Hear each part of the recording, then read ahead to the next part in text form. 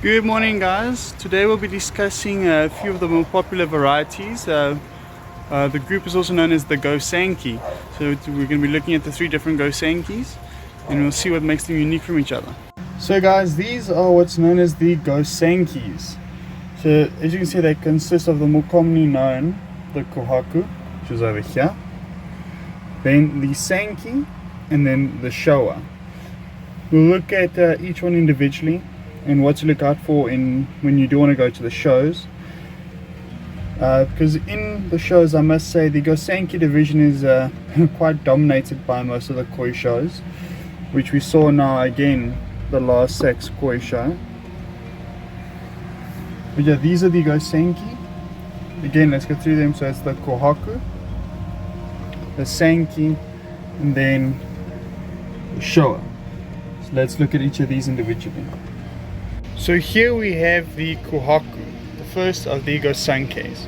Now with Gosanke, there are actually 4 base varieties that are known, and then 2 other sub-base varieties. But let's first focus on the 4 base varieties. So the first one we have is straight he. Now this is obviously not a straight he, but if this were the straight he, we would have one solid piece of the he going from their head to the tail as one solid piece.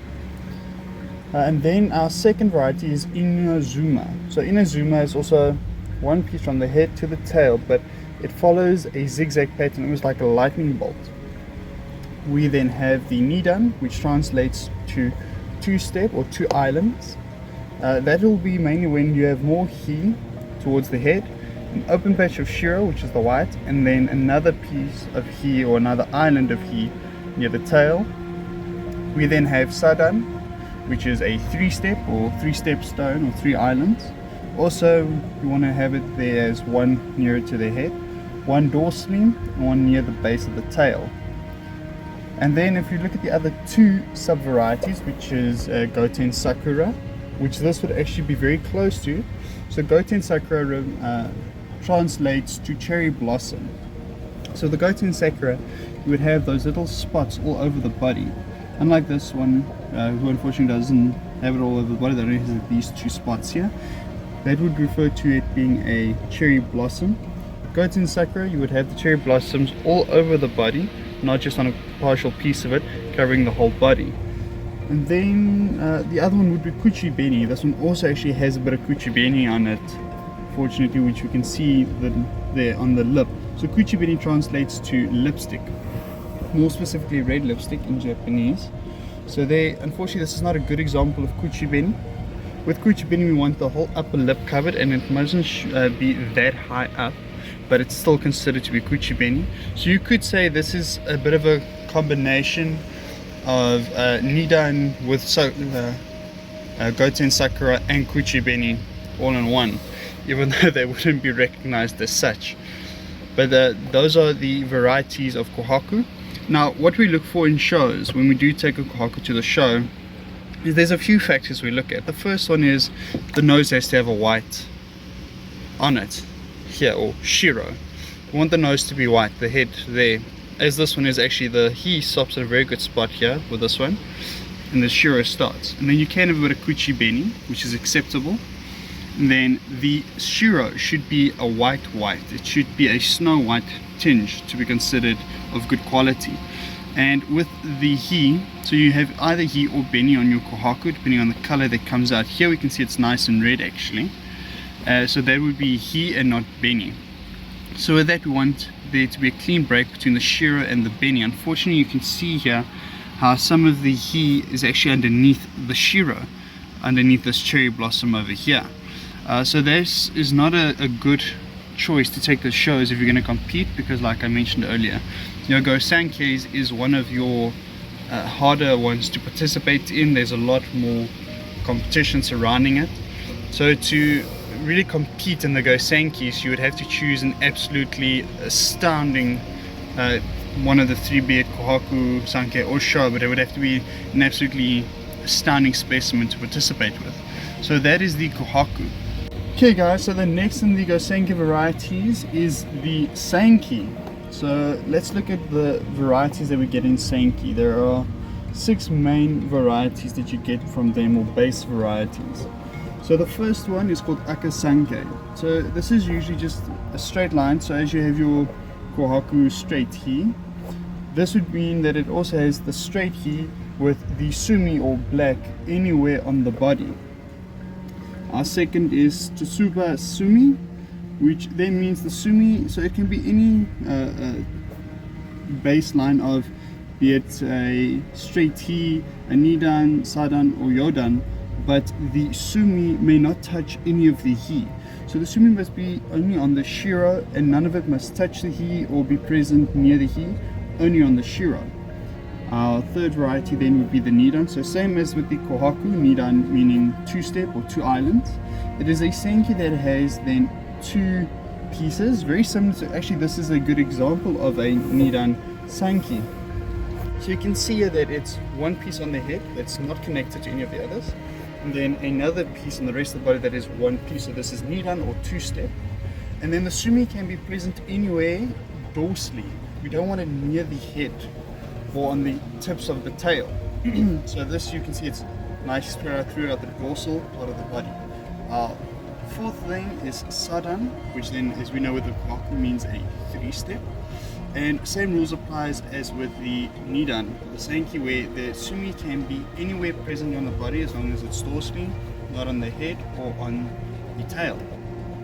Our fifth then is called yodan, which is actually, which you don't get in kohaku actually, which is then 4-step.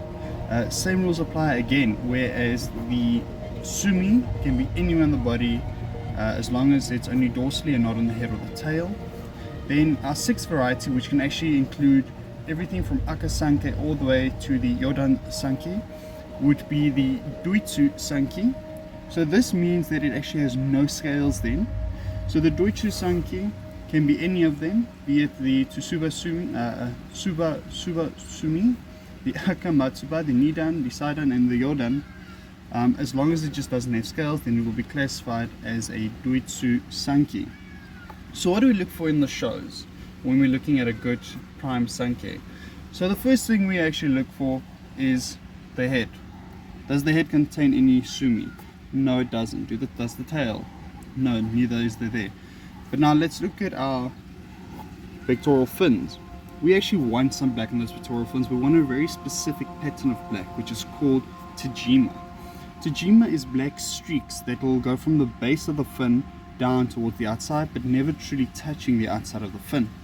And there can be 3 to 4 streaks, as long as neither of the streaks are actually combined by the base, that they are all separate, it will count as tajima. So we want tajima on our sankis. And then the next thing we look at is our sumi, where it sits on the body. So even though with nidan, sadan and yodan and Gosanke, sumi is acceptable on the hi as long as it's dorsally, that is not what's wanted in the shows. In the shows they actually want Tsuba Sumi, which means the sumi must only be on the shiro.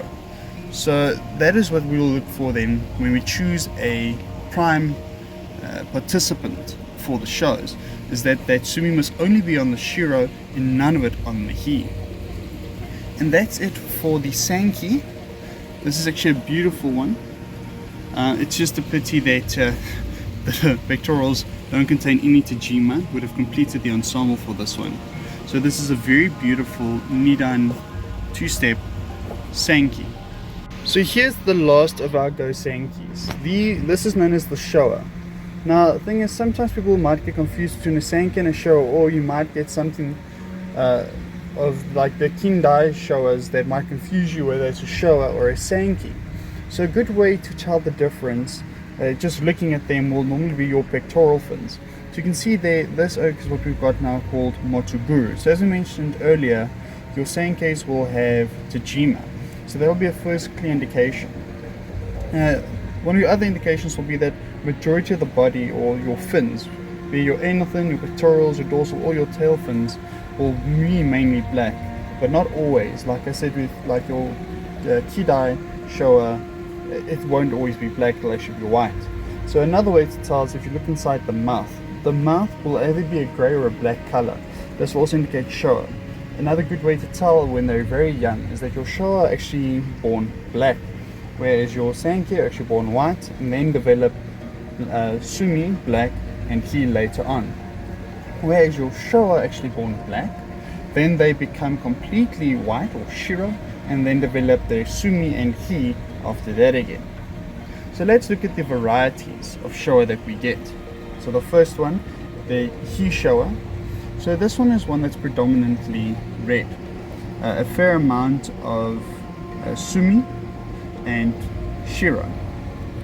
So it'll have more Sumi than Shiro, so it has a very little amount of Shiro in it. And then it'll also have Hi all over, intricately throughout the body, that is connected. So the Hi, so with this one you can see the Hi is not connected throughout the whole body. The head has got a separate patch of Hi, then there is Sumi there, and the Hi continues down and then breaks up to this side. So with the Hi Showa, the Hi will always be interconnected some way or another.